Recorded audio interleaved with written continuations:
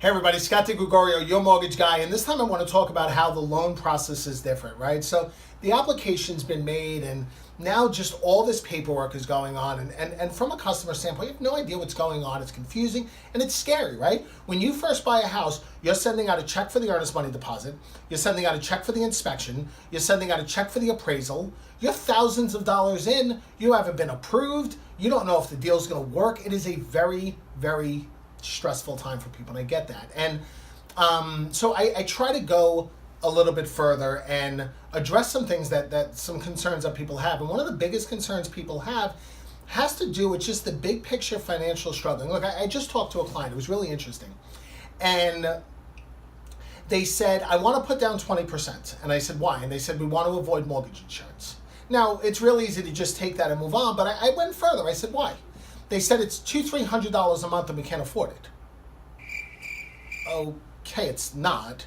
So I ran numbers. The mortgage insurance for that particular client in that particular situation with 10% down was $41.67. Okay, and that's not a quote for you guys. Don't get all compliance on me. But look, my point is there was a misconception about that. So on the particular house they were buying, there were some things they wanted to do. They were selling their current house, and 20% down would have strapped them. So I sat down with them and put together a proper financial structure that met all of their needs. And look, it's real easy to just take the 20% down, write the loan, and close it. I mean, that's what the client asked for, right? I mean, that's the justification people use in my industry. And that justification, well, I don't know, sucks, right? I don't want to go to a doctor and tell the doctor how to fix me. I don't want to go to my lawyer and tell my lawyer how to try the case.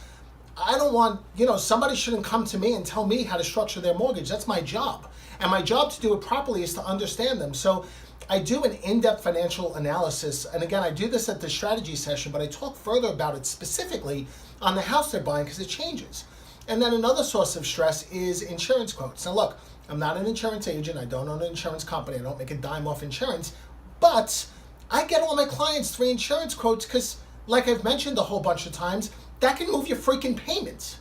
So I get that. And by the way, I get it up front. Literally in the first 48 hours, you have 3 insurance quotes sitting there. So, and please go out and get your own. It's illegal for me to coerce, blah, blah, blah, blah, blah. But I try to go that extra step to put people's minds at ease as much as I can. Now, here's the thing.